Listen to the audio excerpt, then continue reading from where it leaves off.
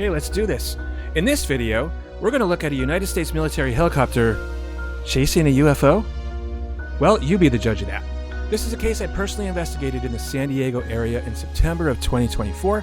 I do have permission from the witness to share the video with you. I'm going to play it all the way through and then replay it a whole bunch of times with commentary and walk you through everything that I've done. And then you be the judge. You tell me, what do you think that this is? So let's just get right down to it and see what the hell is going on here.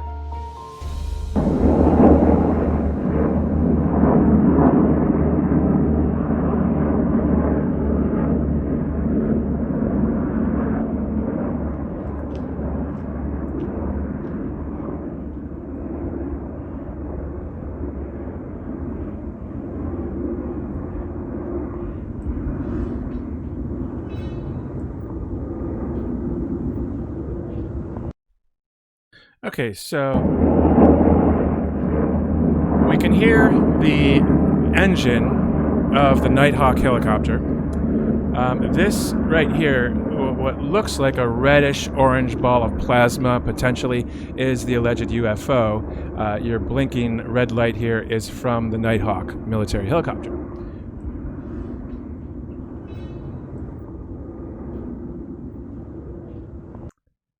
Play it one more time.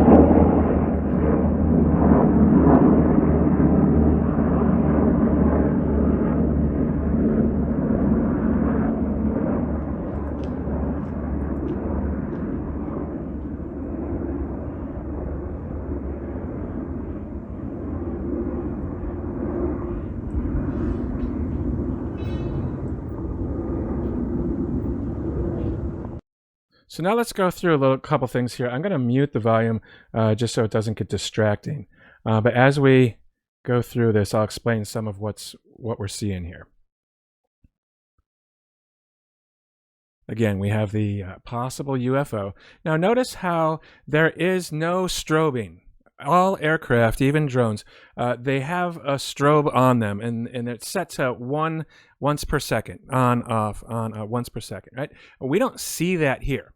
Now, I'm going to muddy the waters a lot in this conversation because I'm going to give you all the information and show you how difficult it actually is to do one of these investigations.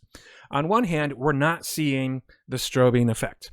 On the other hand, it's possible that it might be there and you not see it based on your angle and the intensity of the other lights. However, this is a solid light that is moving across our field of view and away from us, and it's not changing mass like it would be a light that's turning away from us. So that's an interesting indicator to me that it's something. The color is also something that had immediately jumped out to me. And I have potentially mentioned before, I do have a bias because I personally have seen with my own eyes orangey red balls of plasma in the sky that made no noise whatsoever. This to me looks very similar to that. I can't say for certain that's exactly what this is, but because I have witnessed it myself, it caught my eye as well. But nonetheless, I'm doing my best to keep an open mind on this one. And you know, it's traveling at a nice, good clip. We do see some things here in the background I want to point out to you. This flashing light right there, you see, that's a tower on the mountain. It's just an anti-collision tower. So that's what those flashing lights there are. And then up in this area here, pretty soon, I believe we're going to see another light. Yeah, right here, right there. That we saw real quickly. Let me rewind that, and I'll do a pause just so y'all can see. All right, this light right here, I do believe is an airplane, and we're going to see exactly which airplane that was, just as though we're going to see exactly which Nighthawk potentially this was. So what I've discovered is that this is unquestionably an official UFO, in the fact that it's an object in the sky I can't identify because it's not transponding. So again, to muddy the waters, all aircraft don't transpond all the time. Anybody out there with the flight radar app on your phone or whatnot, you know, if you don't have it already, get one. Anytime I see a police helicopter or military aircraft or something that looks weird or strange, I will automatically go to the Flight Radar app and see what's there and if it's transponding or not. The reality is, when you're talking about the police and the military, it's almost like 50% of the time they're transponding and 50% they're not. I'm not a licensed pilot, so I don't know the rules 100%, but I do know that you don't really need to transpond all the time. There's some rules that you can turn it off from time to time. But also, when you're the law, you have freedoms there as well. But we're going to go through it one more time here and just see if there's anything else that I want to point out. There's a star, it looks like, up in the sky, right straight up there, if you caught that.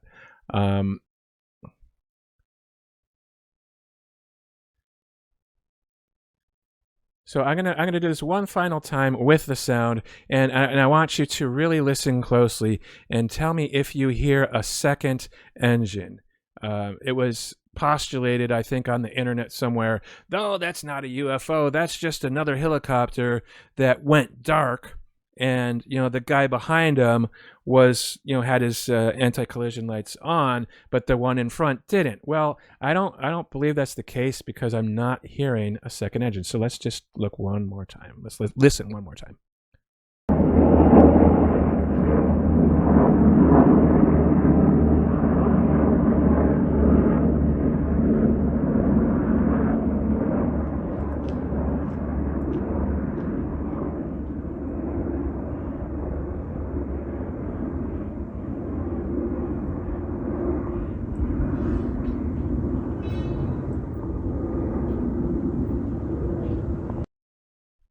Okay, so what else did I do?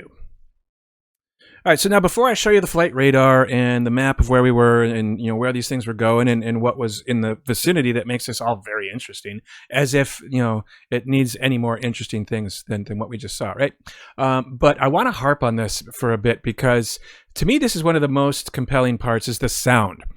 For anyone who tunes into this channel on a regular basis, you've heard I'm a musician, or at least it was in a former life, right? And I know about sound. I know how it works, and I'm very in tune with audio things.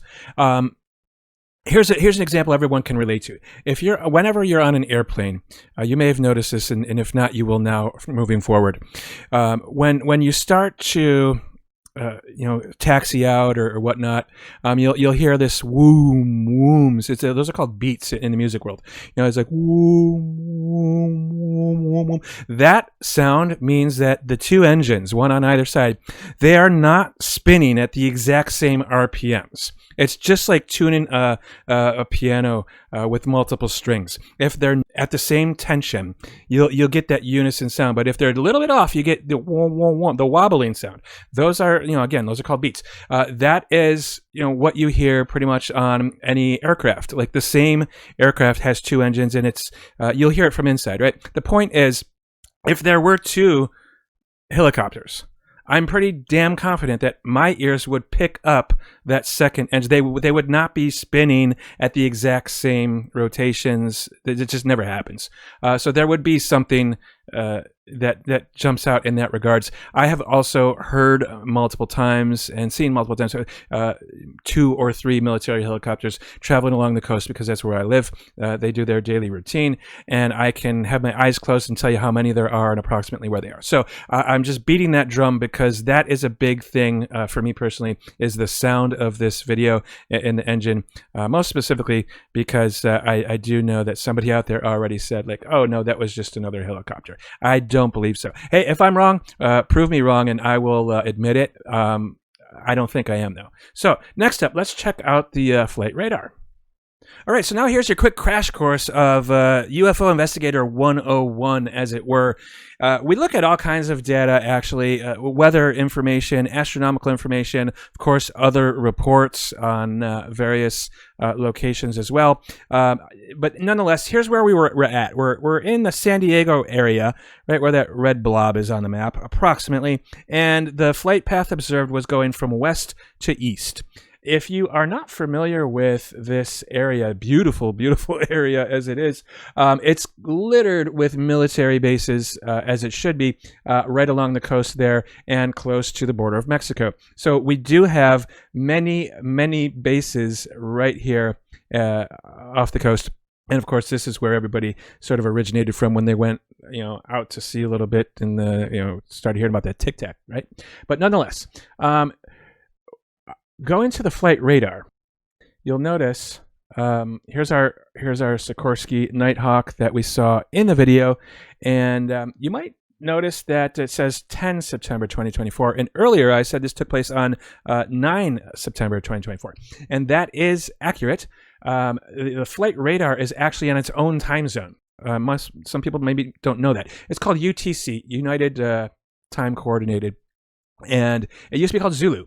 Anyway, the point is, depending on where you are in the world and depending on if you're on daylight savings time or not, yada, yada, yada, you have to do a time translation before you look at the flight radar when you're not looking at it live. When you go to the replay, you have to make sure that you are looking at it correctly. So that's just a little point to make. The more you know, right? So anyway, we've got the Nighthawk. That's what it is, and that's where it was. And then I mentioned that there was an airplane. I do believe it was this United flight here that was coming in for landing. It was about 3,100 feet, coming into San Diego. Now, this isn't exactly to the minute. I wasn't planning on doing this type of a thing when I made these snapshots last year, as it were, but it's close enough for what we're talking about. This airplane was probably more, in this vicinity at the time of the video being shot. But nonetheless, we've identified the airplane. We've identified the helicopter. This other airplane is not in frame. It's not in our video, as it were, and it's definitely, and it's also coming towards us in this view, so it's not the thing that we're looking for. So there's your proof that whatever this thing is not transponding. So you tell me what you think this is. Is this potentially something from our military that they just decided not to transpond and fly over civilian airspace, very busy civilian airspace, mind you, because at the time this was taken, you can see all the airplanes, lining up into San Diego. Were they doing an exercise in civilian airspace? I think that would be pretty damn dangerous if they were, but hey, maybe they were. I don't know, right? Or could this have been, one of these plasma balls that we actually do get lots of reports about, and maybe this helicopter was sort of chasing it? Interestingly enough, the witness, as it were, wanted to make a couple points too. The color that we saw in the video, it didn't quite come out the way that they saw it in person. The way that they described it was very similar to the thing that I saw myself many, many years ago, and it doesn't always come out in photos or videos with these colors that they are. But nonetheless, they've also said that they've seen similar things around this area, all by itself, and then at one point it just shot out, darted across, 30. I think we clocked that one at about 60 or 80 miles away to the very specific location that other thing went to. So this thing that we're looking at was traveling in the same general flight path as another thing that was witnessed all by itself that would be a UFO as well, considering the 5 observables. That one had instantaneous acceleration. This one, I got to say, in the 25 seconds we're looking at, it doesn't do anything too spectacular, but it's still a head scratcher, as it were.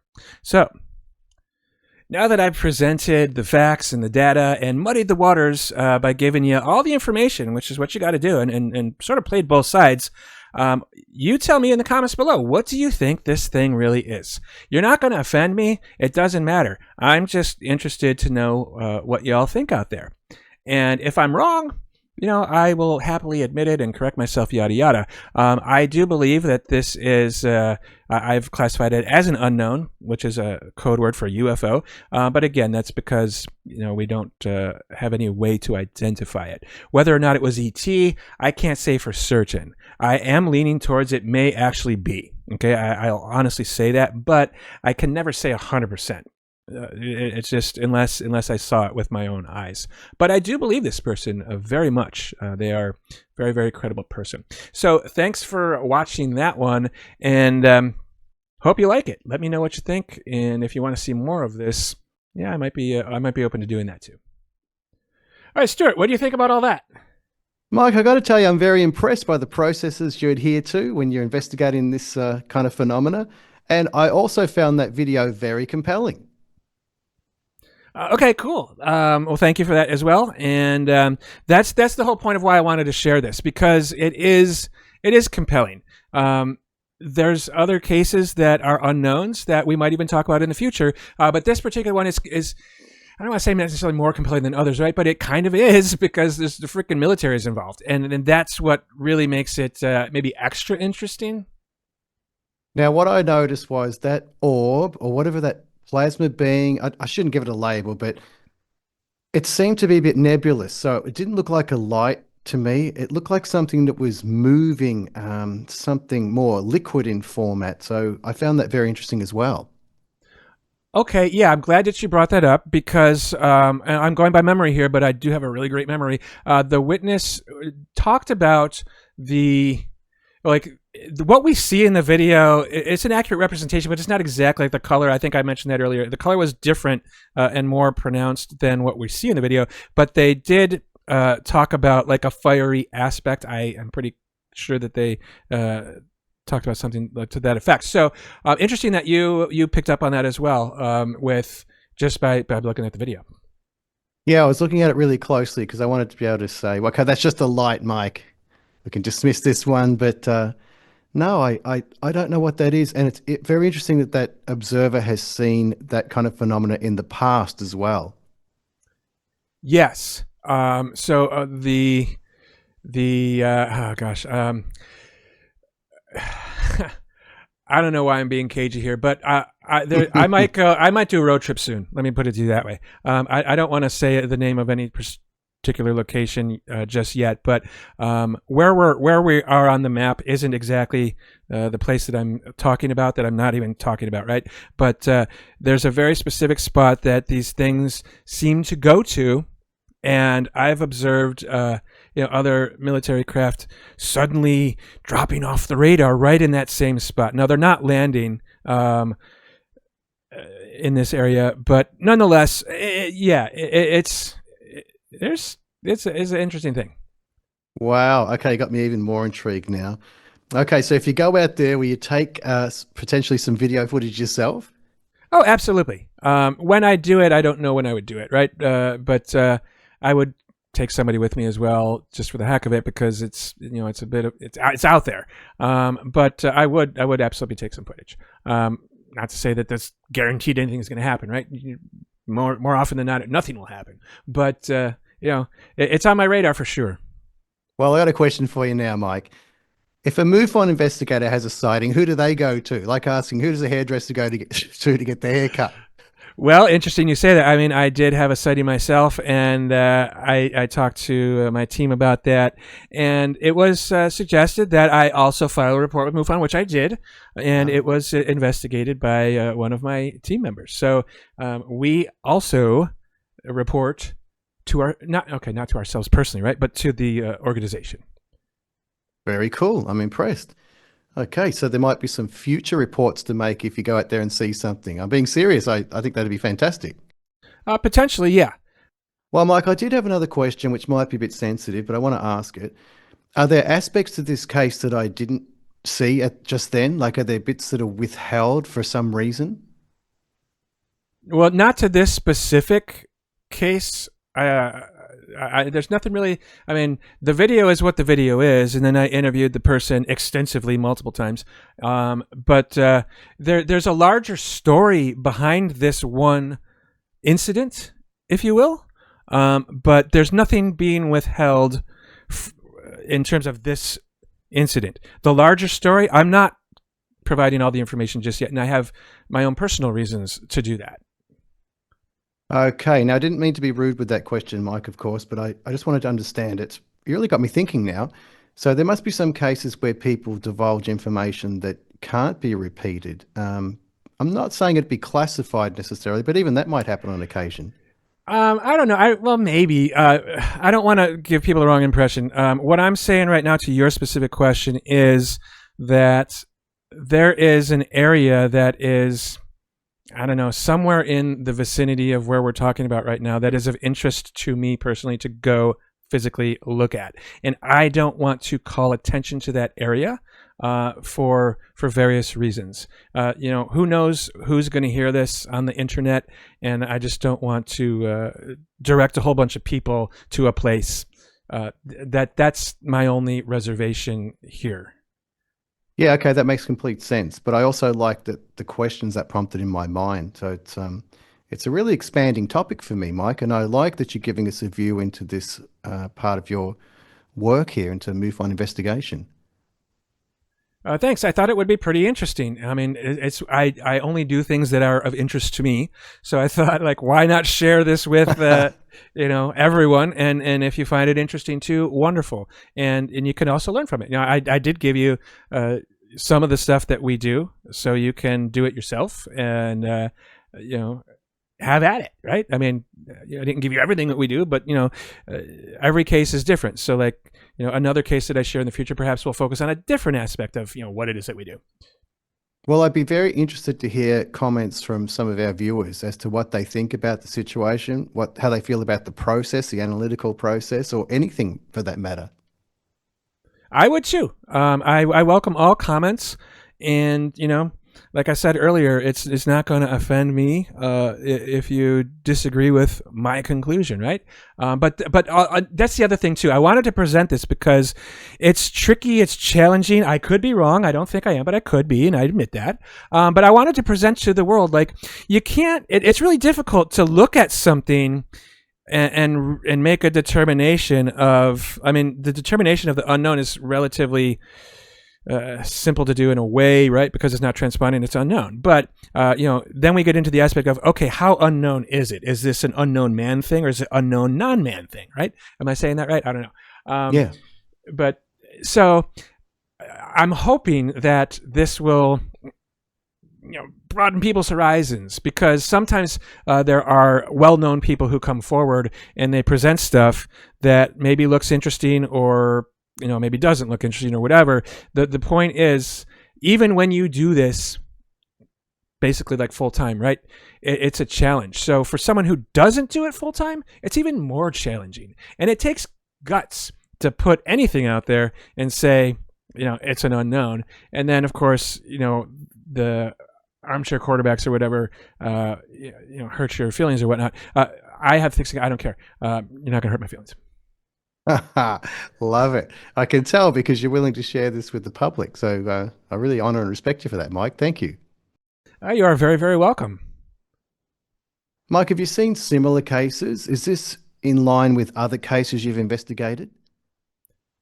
Okay, so yes and no. First, this particular case that we're talking about right now was part of like a flap, a UFO flap. It's like a term from like the 50s. But what sometimes happens is multiple people will report things over a short amount of time, within plus or minus a week and a half ish on either side of this date in the same area. And to some, we had multiple reports from different people describing the same thing. In one case, it was the very next evening, I think it was. If there may have been the same night as well. And then another one, like a week and a half later. Incredibly similar description without the helicopter aspect of it. And different people don't know. Different people who don't know each other. So this was part of a little bit of a flap. And there was another case that I investigated, sort of the same but different, potentially involved a helicopter. This one was in downtown LA in the middle of the day. Wow. And the reporting witness, I'll just say, was retired law enforcement. And what they described was something quite interesting. And they also said that it almost hit the LAPD helicopter that was in the air at the time. And they further said the pilot absolutely saw this thing because because it almost hit them. So I did the best I could on that, and that's a whole other case. Maybe we talk about that in a whole another time. But so yeah, similar in that regards. I guess you could say yes. I really like this data correlation that MUFON does, where you can observe, patterns of sightings. Absolutely fantastic and highly valuable. They are, and they're interesting and fun for me to put together. I love to make charts and stuff like that. So I'll do that on a somewhat regular basis just to see what's coming in, like what are the popular shapes, what are the popular areas. I've done all kinds of analysis, and any MUFON member can actually do that. You have access to the case management system, as we call it, and you can sift through the data as you see fit. But yeah, that's what it is. That's what we do. Love it. Well, if you've got any more of these, I'd be very interested to see them. Yeah, there's a couple for sure that I've done, and I could potentially, look at others. I want to see how, the people out there, what do y'all think about this? If you want to see more of this kind of thing, we can make that happen. But it's different than what we do, right? Because we primarily talk about the nuts and bolts and the esoteric stuff, and we have great conversations with smart people all over the world. So this is still in the wheelhouse of what we're talking about, but it's a different audience per se. So I don't know how this is going to be received. Does that make sense? Yeah, it does, and I'm keen to see what the reaction's like. Well, my reaction's good. Like, I was very impressed with the video. I meant that, and I definitely want to see some more of this. All right, good deal. So how about this? Let's do a challenge. If we get, I don't know, at least, let's say 25 comments from different people who say you want to see more of this, then we'll do more of that. So how's that? Perfect, Mike. All right, I'll be one of those comments. Is that cheating? Oh, that's a good question. I don't know. No, I don't know. Thank you for joining us on this amazing journey. Until next time, much love. Till next time.